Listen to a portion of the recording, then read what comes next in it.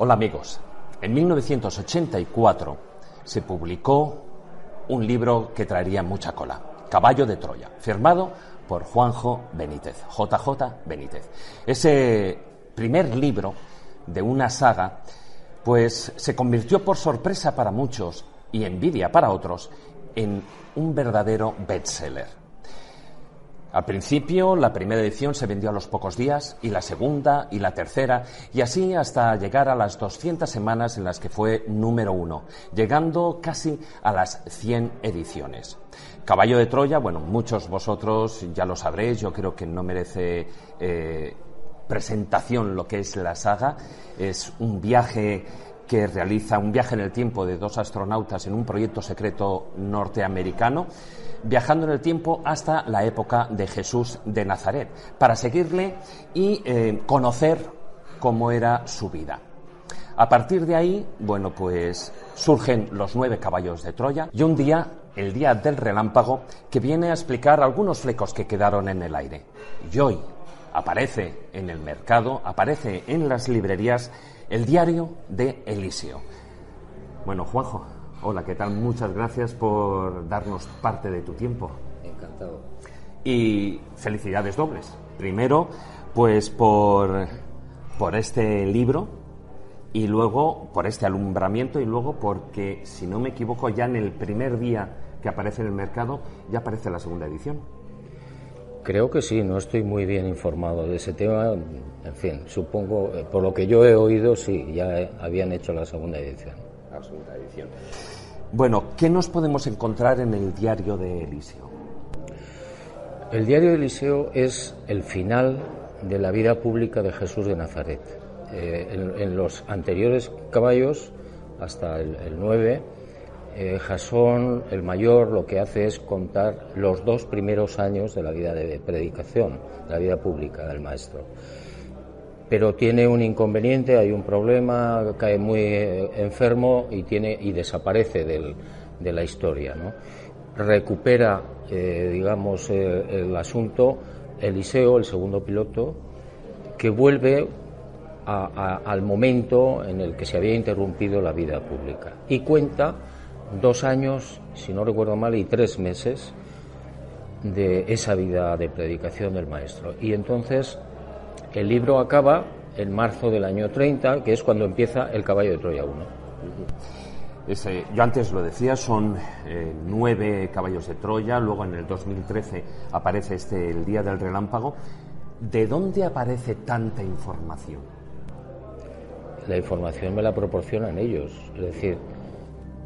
Porque tú en principio hablaste de unos 500 documentos que en principio se quedan en la década de los 80, ¿no? Sí. Primero hay una serie de entregas de documentos que dan lugar a los primeros caballos. Hay unas condiciones, hay que esperar un tiempo entre uno y otro, en fin, una serie de exigencias que tiene por un lado el mayor y por otro la propia editorial, que obviamente no se podía publicar toda la información en un solo volumen porque era impracticable, ¿no? Después hay otra entrega que da lugar al resto de los caballos y ya, digamos, el diario de Eliseo es una entrega que queda pendiente, queda en el aire en el Día del Relámpago. Es decir, cuando se entrevistan, en fin, no quiero romper un poco la magia de la historia, ¿no? Cuando se entrevistan el mayor y Eliseo, al final de toda esta historia, Eliseo le entrega algo al mayor. Ese algo que yo nunca llegué a ver ni a recibir, me lo proporciona a mí Eliseo en el primer viaje y otra cosa más en un segundo viaje. Bueno, me gustaría, luego profundizaremos un poquitín más en el diario de Eliseo, pero me gustaría que hiciéramos así como un breve resumen para recordar algunas cosas para nuestros espectadores. Cuando la nave, ¿no?, hace ese viaje al pasado, ¿hace un solo viaje o hace varios consecutivos? Bueno, hay varios saltos en el tiempo, pero digamos a volver a su tiempo real, a la década de los 70, creo recordar que en 1973, hay dos regresos. entre comillas. Dentro de uno de esos saltos, ellos hacen varios saltos. En los caballos está precisado muy bien, hacen un salto a un año, luego a otro, en fin, hay varios. Un poco complicado hasta que el lector lo va leyendo, que sí, está clarísimo, está clarísimo. Entonces, el último regreso al 73, a 1973, está contado en el Día del Relámpago, que es cuando Eliseo, ante la gravedad de la situación de la salud del mayor, decide devolverlo a su tiempo. Lo devuelve en el año 73 a su tiempo, a 1973, y él lo que hace es, y aquí estoy un poco destripando el libro, el diario de Eliseo, lo que hace es regresar, vuelve a la época de Jesús.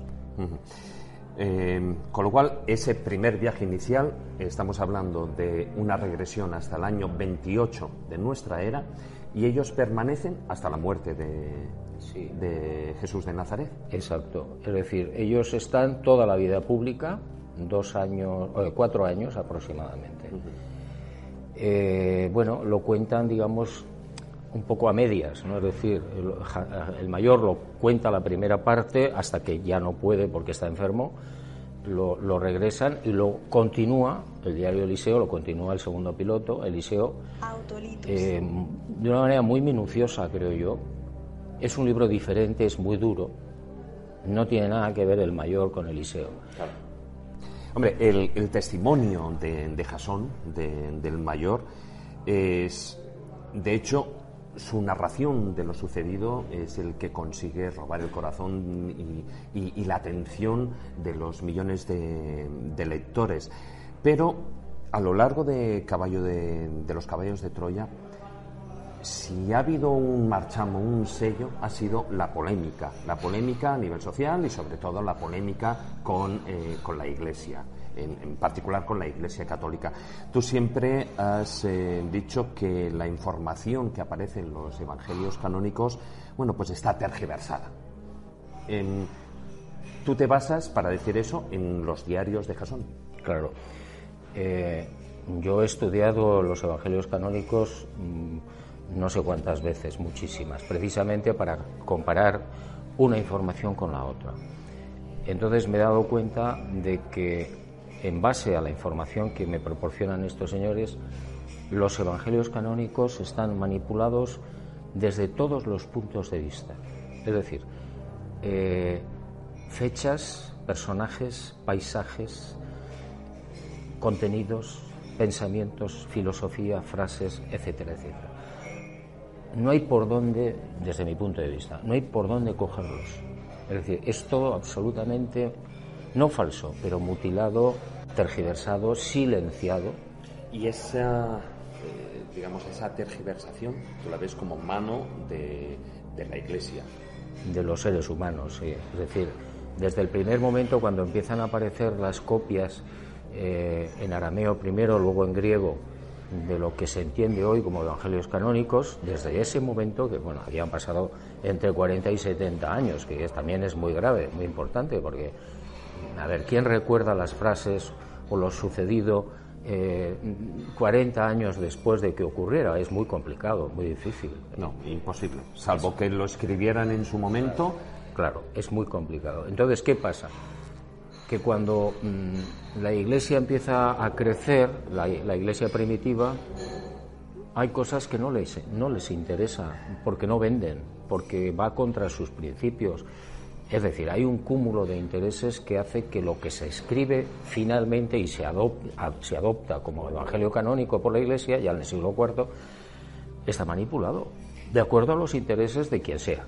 De hecho, tú planteas que tras la muerte de Jesús de Nazaret, bueno, pues los creadores de la Iglesia, que no consideras, bueno, que Jesús no fue el creador, sino evidentemente estamos hablando de la Iglesia de Pablo y Pedro, pues que ellos fueron los primeros que tergiversaron, porque el mensaje que estaba dando de igualdad Jesús no les venía bien. No vendía. Eso se lo plantea Pedro y sus compañeros, los discípulos, nada más morir Jesús. Es decir, bueno, ¿qué hacemos? ¿Qué hacemos? Ha habido una resurrección, estaban deslumbrados y no olvidan, apartan el mensaje inicial, primogénito y el más importante de Jesús, que lo conocían muy bien, que era la igualdad de todos los seres humanos y además la inmortalidad y además ser todos hijos de un Dios que daba una gran fe y una gran esperanza, ¿no?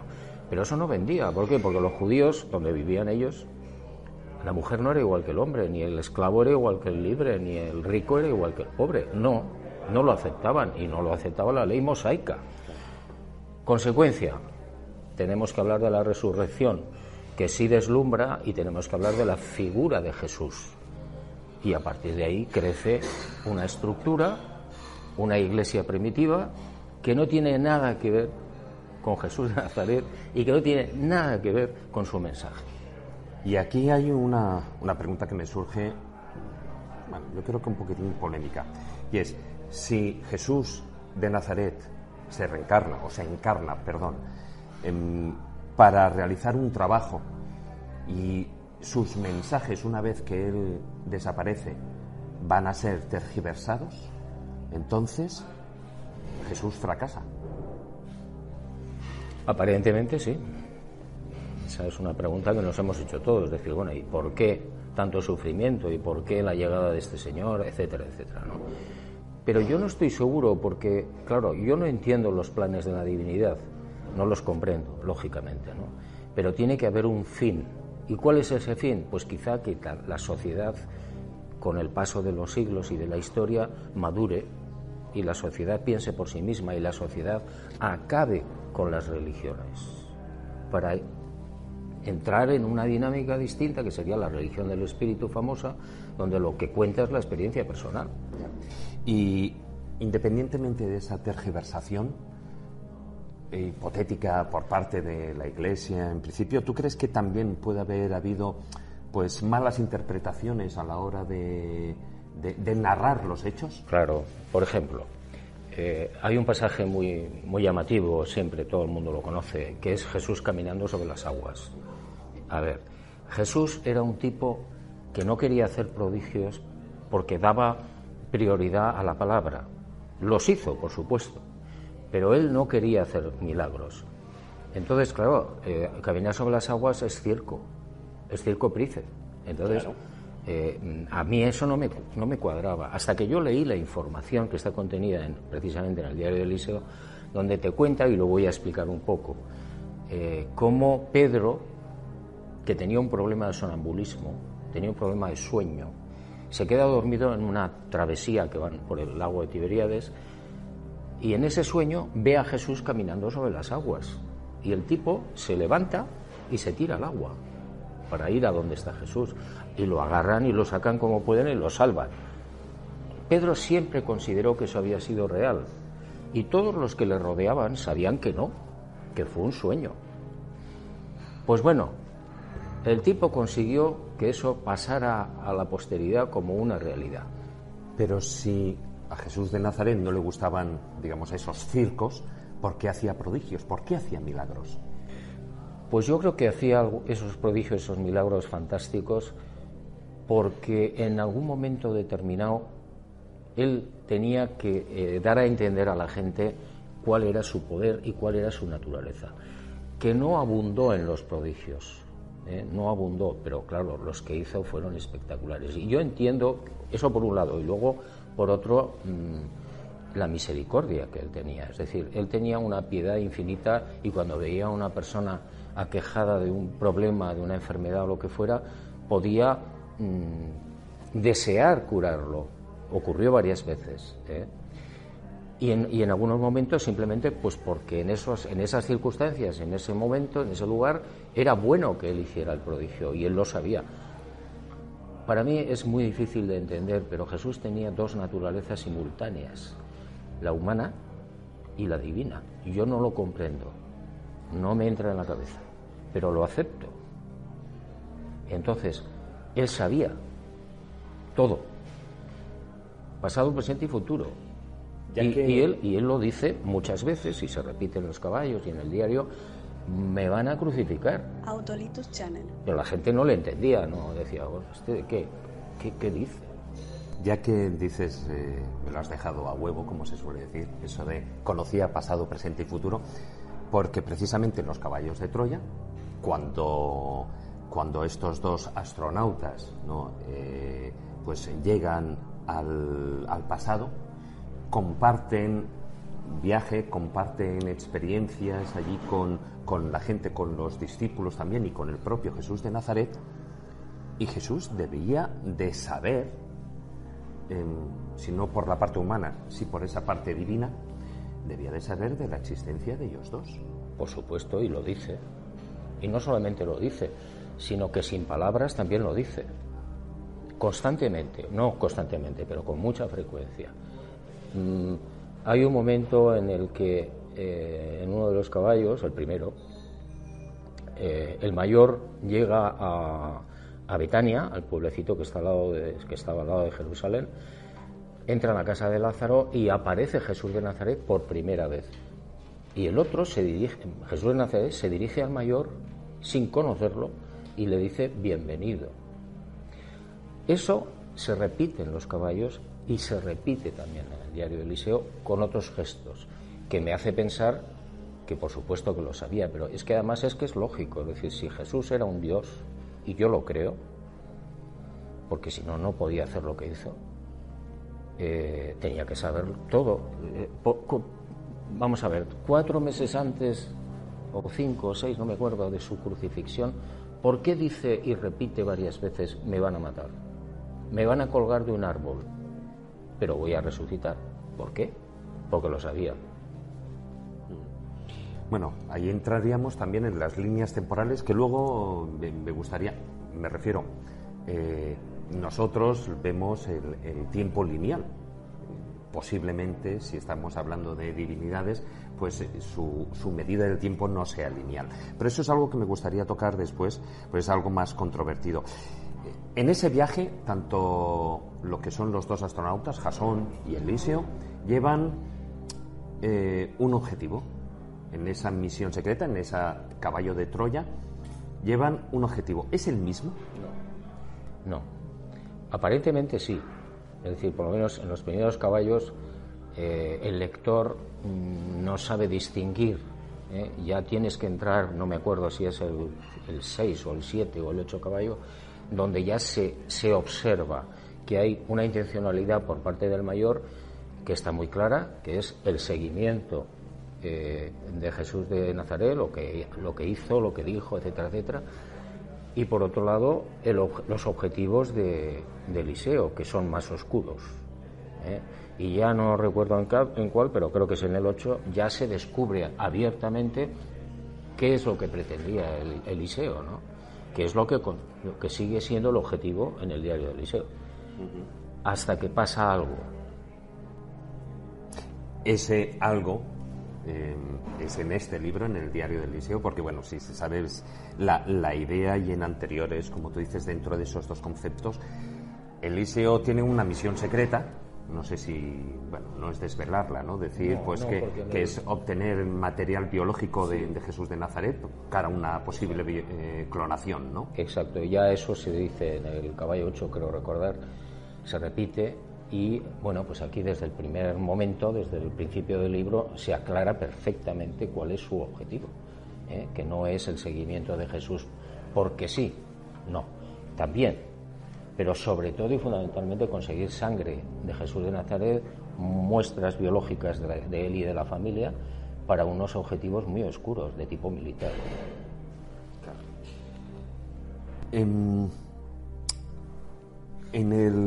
Si estamos hablando de ese objetivo de Eliseo, es en parte, y hay un cambio que aparece en este libro por un suceso en particular.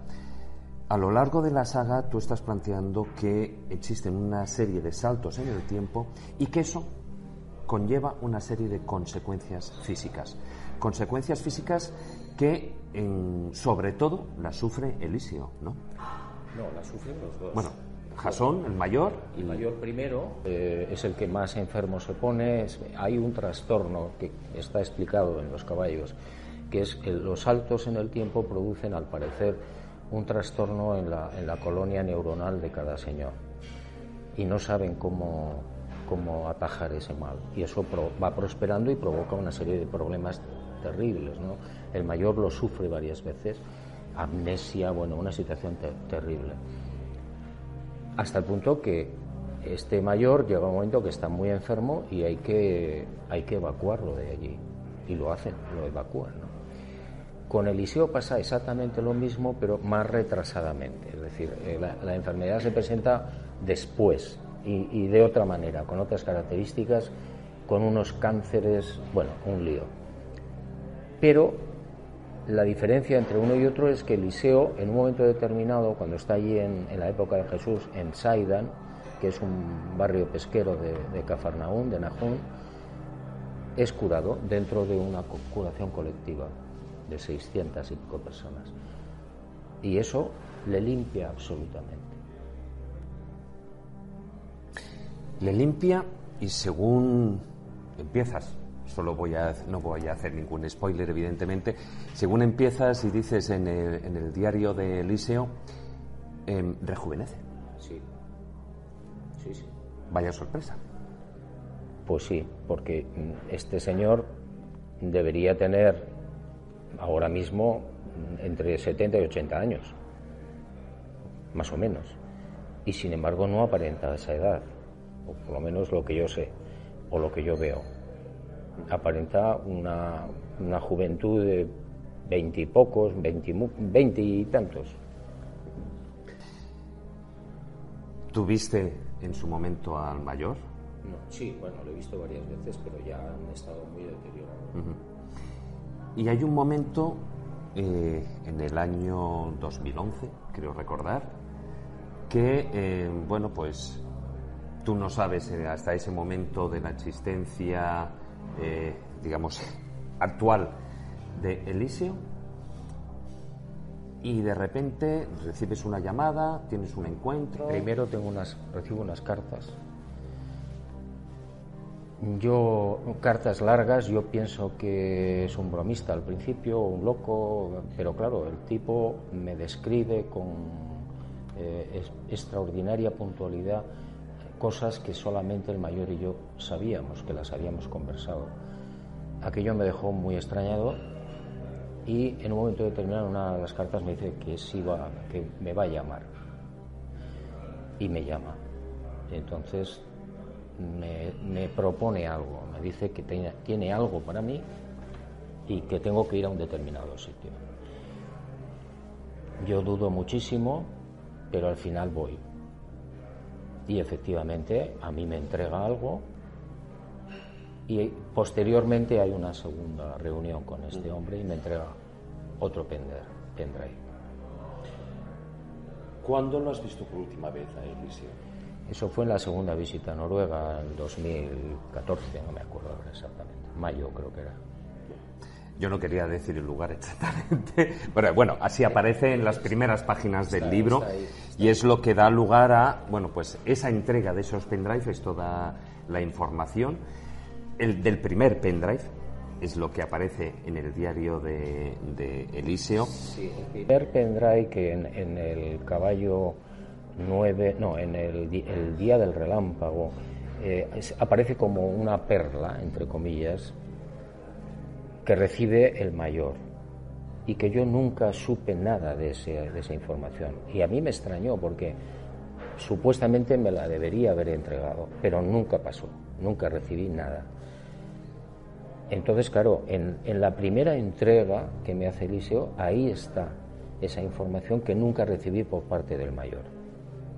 El diario de Eliseo. Has publicado esos 9, antes lo has comentado, de los 9 caballos de Troya. Cuando tú publicas El día del relámpago, lo haces con el afán de tratar de resolver ciertos enigmas que quedan, pero de hecho cuando dices concluyo la saga de Caballo de Troya, luego realmente no está concluida, faltan 3. desde el 9, bueno. 10, 11 y luego hablaremos, sí. porque el Diario de Eliseo es el volumen 11 de la saga. Exacto. Bueno, lo que sí concluye es la Operación Caballo de Troya, es decir, como tal, acaba con el 9, con el traslado del mayor a su tiempo. La información que yo recibo después me parece complementaria totalmente de la primera parte de los caballos, y por eso digo, entiendo que hay que sacarla. Cuando antes has dicho que te limitaste a cumplir un poquitín las órdenes que se te habían dado en cuanto a material, en cuanto incluso a la cadencia de la periodicidad de publicación. Sí. Todo eso, ¿quién te lo...? El mayor.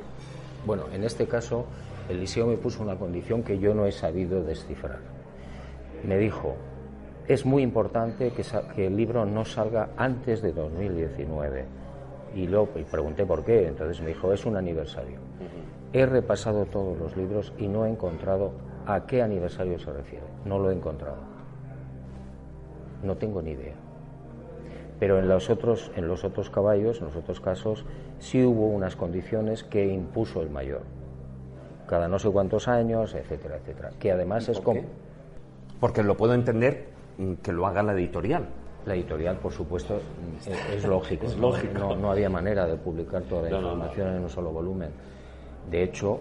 Y además contraproducente. Sí, de hecho, en el Caballo 9 hubo que sacar, no recuerdo bien si eran 400 páginas, que no se publicaron y que yo espero que algún día se publique, con un título que lleva esa parte que se llama Belén. O sea, el 12 más 1. El 12 más 1, el 13. El 13 en cábala significa amor eterno, que también es muy simbólico, ¿no? Es decir, ¿por qué serían 13 volúmenes? Bueno, y ahí supongo que se acabó ya. Se acabó, sí. Bueno, como tú ya planteas, además has dado un pequeño esbozo, no vamos a destripar todo lo que es la información del Diario de Eliseo, pero sí que has comentado que te encontraste 2 veces con él y que él te dio 2 pendrive. El primero, que es este producto, y el segundo... Y una cosa más. Sí, pero yo no me atrevo a decirlo. No, yo sí lo voy a decir. ¿Una joya? Sí, en cierto modo sí. Bueno, no, en cierto modo sí, una joya. Está ahí. Y no importa que lo digamos porque el lector tiene que ir poco a poco para descubrirlo, ¿no?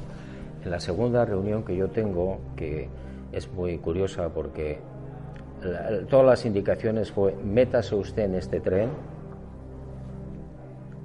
hora tal, muy importante, de salida, de Flam. Y, en Noruega. Sí, y yo le pregunté, bueno, ¿y qué hago? O sea, no se preocupe, que yo le buscaré. Autolitos. Bueno, y hay un momento que el tren para contemplar una cascada muy famosa de 90 metros de altura y la gente baja, con mucho frío, a pesar de que era mayo, y Blanca se queda en el tren, no quiere bajar, y yo bajo y me quedo mirando la enorme cascada, ¿no? Y se acerca este señor, hablamos muy brevemente y me entrega una bolsita donde está ese segundo pendrive y un jade negro con un pequeño círculo de oro. Bueno, yo luego investigué, claro, en los caballos y descubrí de dónde podía proceder eso. Pero eso yo creo que tus espectadores lo descubrirán por sí mismos. Sí, no vamos a destripar más. Lo único que sí que en el libro hay clarísimamente esas 2 partes de lo que es la introducción, incluso a nivel de grafía también ya es diferente, ¿no? Esa primera parte que es tuya, personal, vivencial, en la que no sé cómo Blanca te sigue hablando.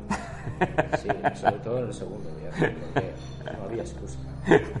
Pero bueno, eso ya que los lectores hurguen porque merece la pena. Pero luego hay esa primera parte y tú luego lo planteas como que lo que reproduces a partir de ahora dice, me limitaré a reproducir lo que me fue dado y de forma literal. No he cambiado ni añadido nada sustancial. Con lo cual, debemos de entender que todo esto es lo que te entrega Eliseo en el pendrive. Exacto. Literalmente. Yo, cuando recibo la información, la pongo en manos, creo recordar que eran 4 traductores por separado para que hicieran la traducción, claro. Y en base a esas 4 traducciones, lo que hago es transcribir la información. Pero lo que hay ahí es lo que yo recibo. No he puesto nada. Nada. Yo sé que el lector sabrá juzgar. El lector, otros pueden decir, hombre, pues eso no es escribir un libro. No. Si ya te lo dan hecho. Sí, yo lo he dicho siempre. Es decir, si yo no tengo ningún mérito en esto. Es decir, a mí me dan un paquete y me dicen, llévelo usted de esa puerta a aquella puerta. Y yo soy el de seguro. El mensajero. Sí, y no hay más mérito. Bueno, luego tener que dar la cara. Bueno, claro, porque siempre se mata al mensajero, ¿no? Normalmente. Sí, además incomprensible. No digo literalmente, pero... No, pero bueno, yo tengo que dar la cara y hablar del tema, ¿no? Porque así lo requiere la sociedad humana. Pero bueno, a mí hay una cosa que siempre me ha sorprendido, y ahí me gustaría ser un poquitín más incisivo sobre el tema, y es el problema que siempre se establece, según los físicos, en esos hipotéticos viajes en el tiempo. Es decir, el problema es que se abre, en el momento que se viaja al pasado, supuestamente se tiene que abrir otra nueva línea temporal. Es decir, de viajar a la época de Jesús de Nazaret, primero tuvo que tener lugar lo que es la vida de Jesús de Nazaret sin estar los 2 astronautas, para que casi 2 siglos después pues ellos pudieran viajar en el tiempo y estar allí. Por lo tanto, al viajar en ese tiempo están creando otra línea temporal. Bueno, esa es una hipótesis científica actual o relativamente moderna, pero eso no tiene por qué ser así. Es decir, yo eso se lo planteé al mayor en varias ocasiones y la respuesta fue siempre la misma. La ciencia se equivoca. Una intromisión, entre comillas, en el pasado, como pueden ser 2 pilotos norteamericanos o donde sea, que van a la época de Jesús, automáticamente el destino lo contempla y no ocurre lo que la ciencia piensa que va a ocurrir. Por ejemplo, si yo voy al pasado y mato, la famosa paradoja, mato a no sé quién, que es mi antepasado, yo no nazco. Falso. Es un planteamiento erróneo. Claro, en esa otra línea temporal no nacerías. Pero es el planteamiento. Pero claro, es que estamos en lo de siempre. ¿Qué es el primero, el huevo o la gallina, en ese caso? No es eso. Yo entendí que él me dijo, mira, cuando se establece una línea de introducción en el pasado, el destino con mayúscula se ocupa de que no haya intromisiones. Yo al principio no lo entendía muy bien y ahora medio lo entiendo. Es decir, que la ciencia piensa, no se puede viajar al pasado porque lo manipulas sin querer o queriendo. No es cierto. Es decir, hay unos mecanismos establecidos para que si alguien pudiera viajar al pasado o al futuro, esos mecanismos corrigen la posibilidad de alteración. Yo sé que la ciencia no lo admite. Te estoy transmitiendo lo que a mí me dicen.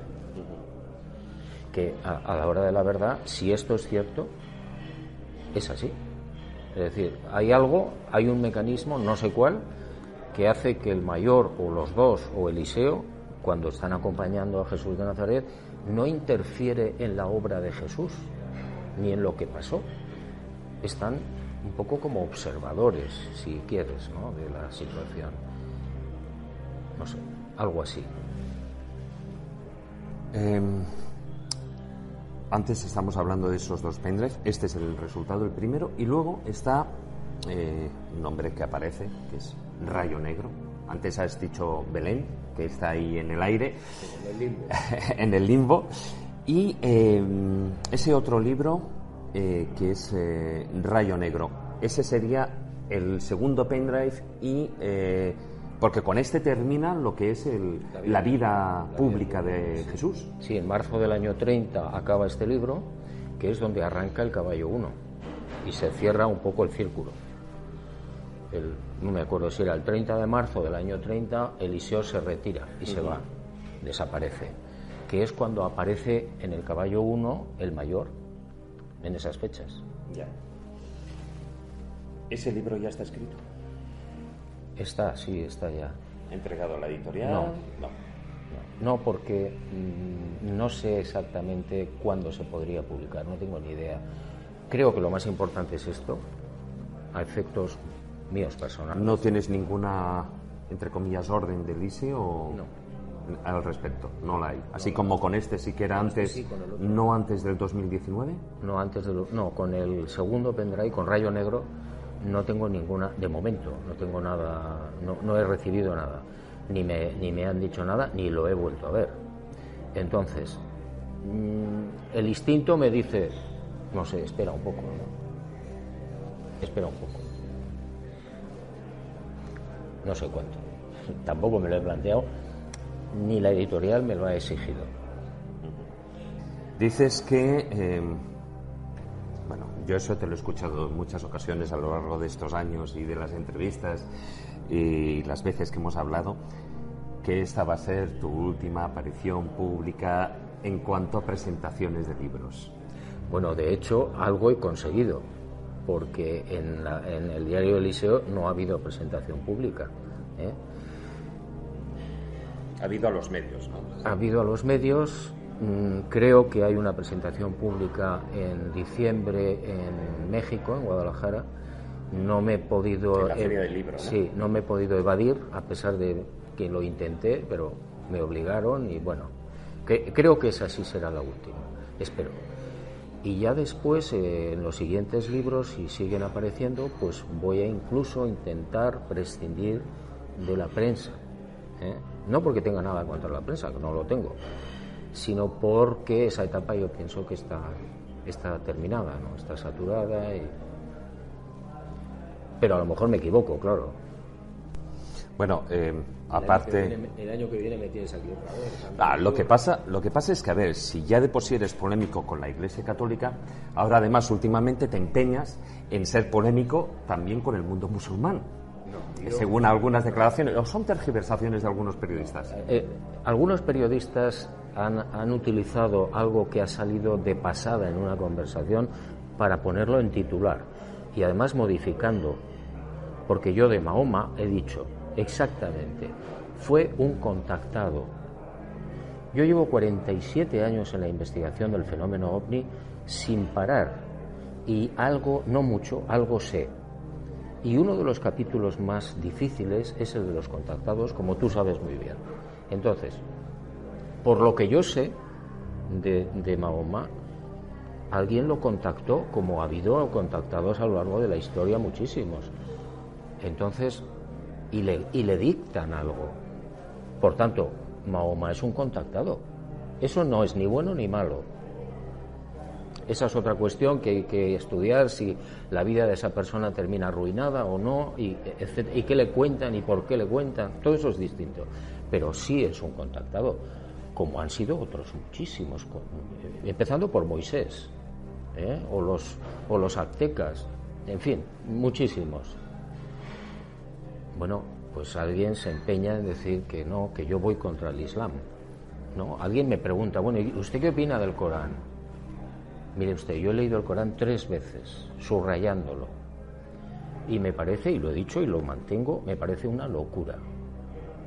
¿Estaba bien para el siglo VII? Sí, porque liberaba, por ejemplo, del infanticidio de las mujeres a esa sociedad de Arabia, de lo que es Arabia Saudita ahora. Pero no para el siglo XXI. ¿Por qué la mujer tiene que ir tapada o cubierta? ¿Por qué? ¿No tiene los mismos derechos que el varón? Por supuesto que tiene los mismos derechos que el varón.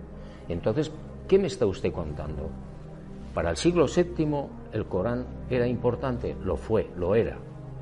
Pero no me diga usted que es importante para el siglo XXI, por lo menos en esos aspectos. Bueno, es el problema de las religiones que no evolucionan, ¿no? Es como estar en el siglo XXI y que un hombre pueda dar misa, pero una mujer no.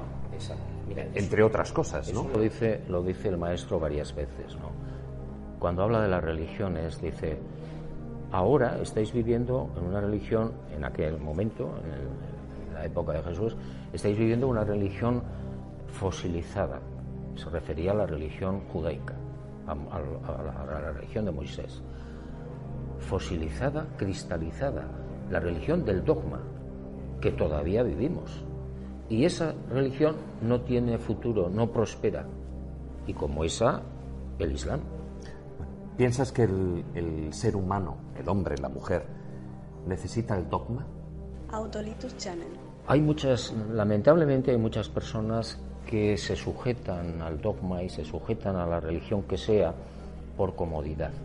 Incluso como masa, ya no solo hablo como individuo, hablo como masa. Por comodidad. Es decir, a mí me resulta muy cómodo, puede decirte alguien, ir a la iglesia, me perdonan los pecados y punto, y sigo.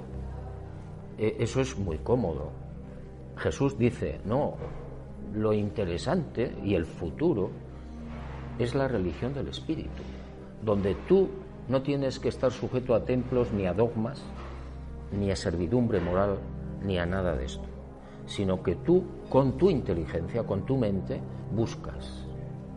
Encontrarás o no encontrarás, pero es tu búsqueda personal, ¿eh? Y todas las demás religiones están condenadas a la muerte, todas. Por eso hay que huir de las religiones. Hay que ser espiritual, no religioso, ¿no? Hay que ser, sobre todo, espiritual, mental, hay que ser uno mismo. Nos quedan apenas unos minutos, pero me resisto a terminar esta charla, que no considero tanto una entrevista, porque ya después de los años que nos conocemos, sin tocar el tema que tú has tocado ahora, así de pasadita, ¿no? Porque siempre es una constante a lo largo de tu vida, desde de tu vida periodística y desde que tú dejaste prácticamente lo que era la prensa diaria. El tema de los ovnis. Tú dices, llevas, y me consta, o sea, llevas toda la vida, desde que dejaste los pantalones cortos, como quien dice. 47 años. 47 años. Tengo 73, pues echa las cuentas. Recién cumpliditos, además, ¿no? Hace poco. Pues has continuado investigando y aunque hayas estado con los caballos de Troya, aunque hayas tocado otros temas que son siempre investigaciones paralelas, pero siempre ha estado ahí el tema de los ovnis. Dejando un poquitín al margen el tema de la religión, y aunque bueno, pueda o no tener puntos de contacto que posiblemente los tenga, ¿cómo ves el fenómeno ovni en la actualidad? Es decir, parece como que esto funciona con oleadas, siempre lo hemos estado hablando, de oleadas de los ovnis en Bélgica, aquí hay los triangulares, esto, lo otro, pero de repente parece como que se deja de hablar del fenómeno ovni, luego aparecen otra vez. ¿Es una cuestión social? ¿Es una cuestión realmente que hay o no hay?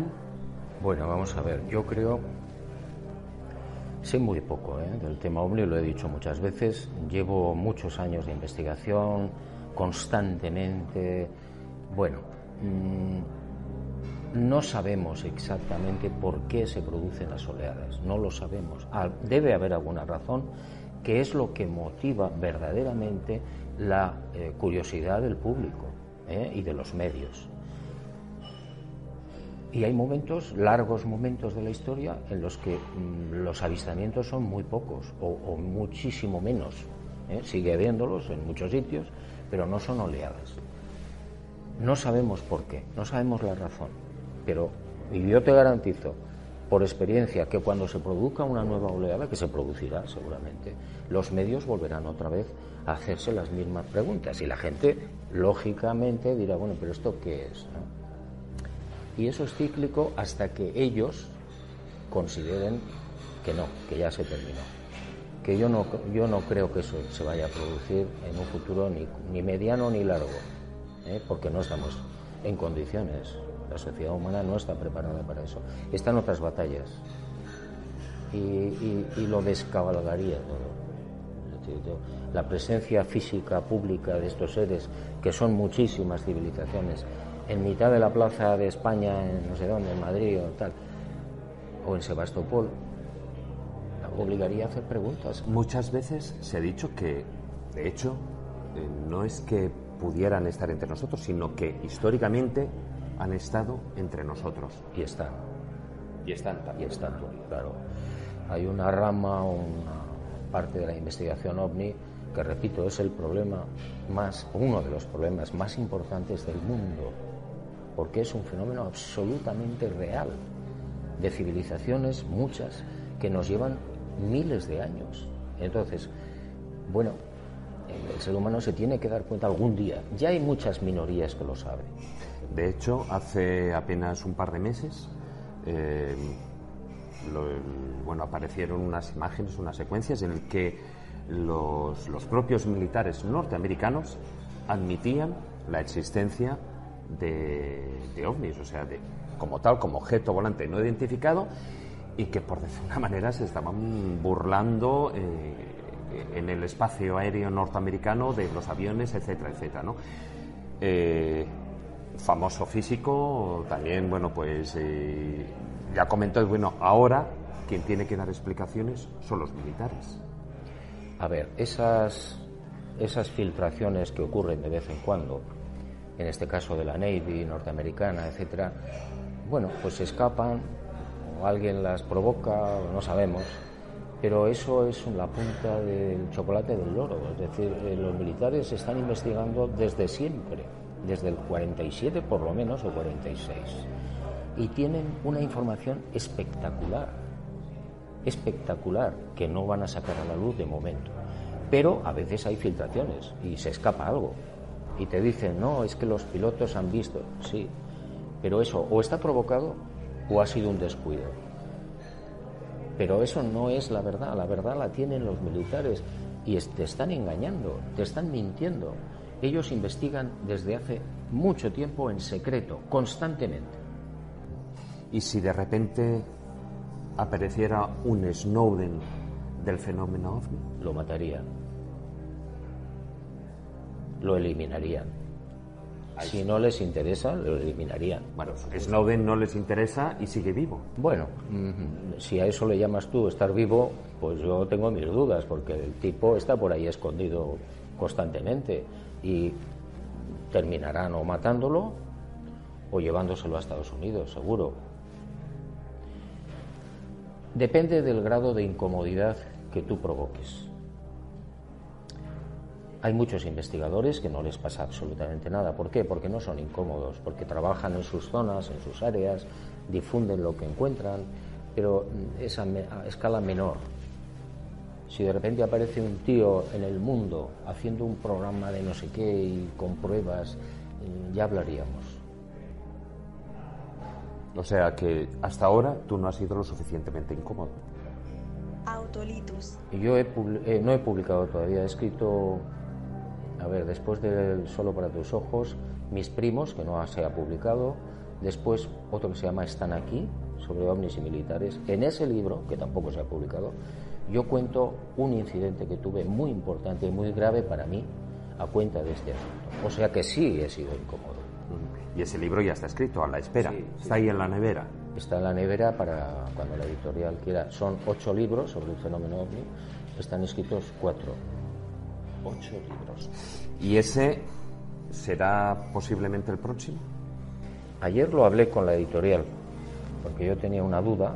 No sabía si tenía que ser Mis primos, que es el segundo tomo de esos 8 libros sobre el fenómeno OVNI, o otro, que es un libro de ensayo, que se llama 1010. Y la editorial se inclinó por Mis primos. O sea que probablemente serán Mis primos.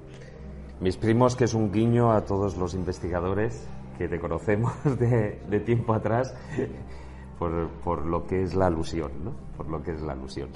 Bueno, pues Juanjo, una vez más, muchísimas gracias por haber compartido tiempo, conocimientos y experiencias con nosotros. Y esperamos que la próxima vez si hay próxima vez. Sí que la habrá. Muchas gracias, Juanjo.